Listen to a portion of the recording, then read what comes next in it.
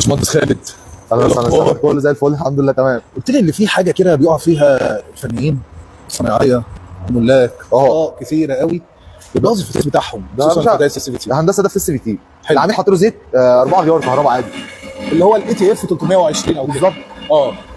ايه المشكله اللي قابلتنا هنا اللي موجوده في الفتيس؟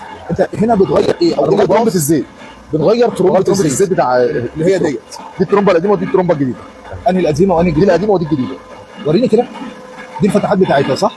دي الفتحه، دي الاصليه اللي بتنزل فيها، بتنزل خرم فتحه واحده. ودي الجديده المعدله بقى اللي بتنزل الجديده، حتى بتنزل في الموديل الجديد في ال 23 عشان يتفادوا الموضوع دوت، لان يعني دي فتحه واحده داخل وخارج.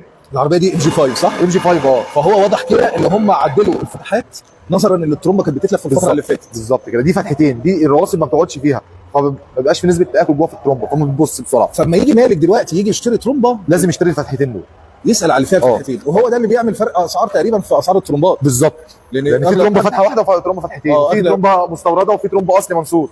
بتفرق في ده. وفي حاجه كمان ممكن تبقى مضروبه. انا شايف ان في ناس كتير قوي بتستورد حاجات من الصين دايركت. كل حاجه فيها الحلو وفيها الكويس وفيها الوحش. لدرجه ان هم بيحطوا علامه سايك على حاجه سايك ما بيصنعهاش. على الكلاتشات.